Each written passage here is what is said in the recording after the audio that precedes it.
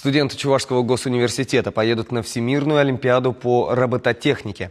Она пройдет в ноябре в индийском Нью-Дели. Россию будут представлять 19 команд в разных возрастных категориях и дисциплинах. В составе сборной и трое ребят из Чувашии. О том, как они готовятся к международному турниру, расскажет Надежда Андреева. Так вот, управляем. Вот. В таком положении должно быть.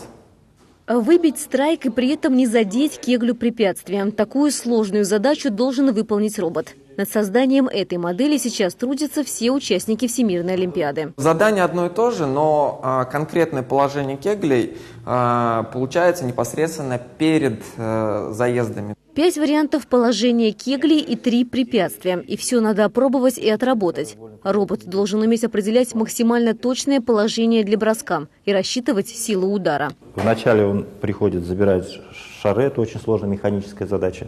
Потом должен подъехать к определенной точке, но до этого он должен увидеть кегли, сфотографировать их, обработать эту информацию и поставить робота в такую точку, чтобы был точный удар.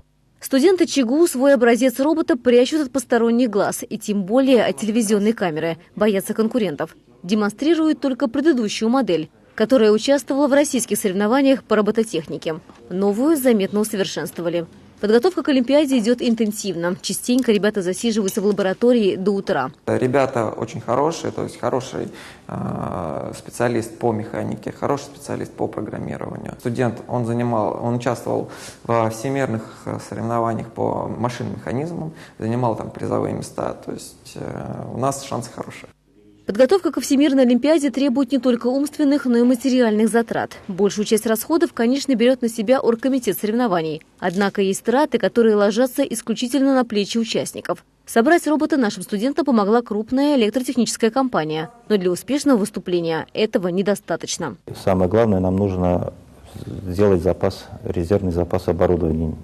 У нас сейчас есть полный комплект оборудования, но из опыта других команд бывает, что в самый неподходящий момент что-то ломается, и мы должны прикупить еще дополнительное. Традиционно фаворитами Всемирной олимпиады считаются представители Китая, Японии, США, Германии. Но и наши студенты тоже рассчитывают на успех. Буквально 3 года назад о чебоксарских робототехниках никто не слышал. А сейчас они уже в числе лучших в стране. Надежда Андреева, Владимир Синдиев, Вести Чебоксары.